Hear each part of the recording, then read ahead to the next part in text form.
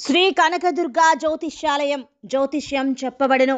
ప్రేమ సమస్యలు, పెళ్లి సమస్యలు, భార్యాభర్తల గొడవలు, విద్య, ఉద్యోగం, వ్యాపారం, కుటుంబ ఆర్థిక సమస్యలు, నరదిష్టి, నరఘోష సమస్యలు, సంతాన సమస్యలు, స్త్రీ పురుష వశీకరణం, గ్రహ సమస్యలు, బాలగ్రహ పీడకలలో ఎటువంటి సమస్యలకైనా 100% పరిష్కారం చేయబడును.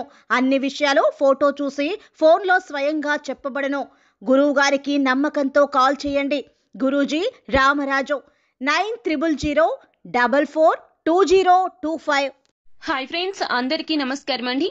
వృశ్చిక రాశి వారి జాతకులకు సెప్టెంబర్ మాసంలో ఎలా ఉండబోతుంది, కుటుంబ పరంగా, వృత్తి, ఉద్యోగ, వ్యాపార పరంగా, ఆర్థిక పరంగా ఎటువంటి ఫలితాలు మీకు కలగబోతున్నాయో తదితర పూర్తి వివరాలు అన్ని కూడా మనం ఈ వీడియోలో సంపూర్ణంగా సవివరంగా తెలుసుకునే ప్రయత్నం చేద్దాము. అంతకంటే ముందు ఫ్రెండ్స్, వీడియోని పూర్తిగా చూడండి, అప్పుడే మేము ఏం చెప్పబోతున్నామో మీకు అర్థమవుతుంది. వీడియో గనక మీకు నచ్చినట్లయితే గనక లైక్ చేయండి. మీ లైక్ మాకెంతో సపోర్ట్ అండ్ ఎంకరేజ్మెంట్ గా ఉంటుంది.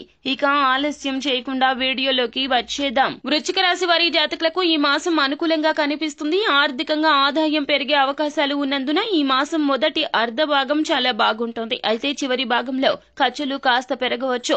కెరియర్ పరంగా చూస్తే గనక ఈ మాసంలో హెచ్చు తగ్గులతో నిండి ఉన్నది. 10వ ఇంటికి అధిపతి అయిన సూర్యుడు ఈ మాసం ప్రారంభంలో బుధుడు మరియు కేతువులతో కలిసి మొదటి ఇంట్లోకి ప్రవేశిస్తాడు.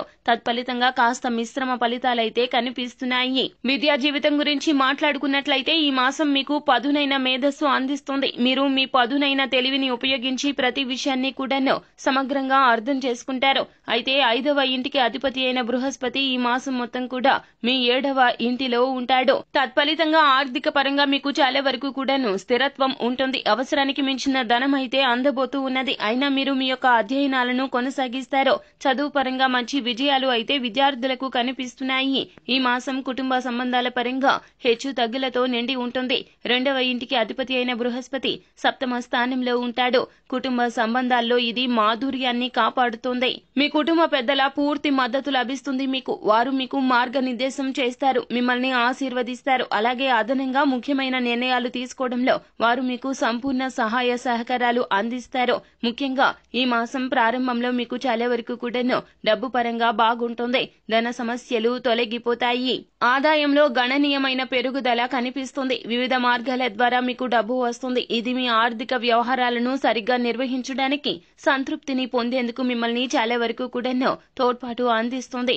ఆరోగ్యకరంగా కాస్త బలహీనత ఉండవచ్చును. తలనొప్పి లేకపోతే గనక చిన్న చిన్న అనారోగ్య సమస్యలు మిమ్మల్ని ఇబ్బంది పెట్టవచ్చును. కావున విశ్రాంతి తీసుకోండి. పని ఒత్తిడి అధికమైనప్పటికీ కూడాను మీ యొక్క ఆరోగ్యం విషయంలో మీరు జాగ్రత్త తీసుకోవాల్సి ఉంటుంది. ఆరోగ్యం అంటే గనక ఆహార నియమాల విషయంలో జాగ్రత్తగా ఉండండి. ప్రతిరోజు దైనందిన జీవితంలో యోగాని, అలాగే మీరు వ్యాయామాన్ని భాగస్వామ్యం చేసుకోండి. ఇలా చేస్తే ఆరోగ్య సమస్యలు ఎదుర్కొనవచ్చును.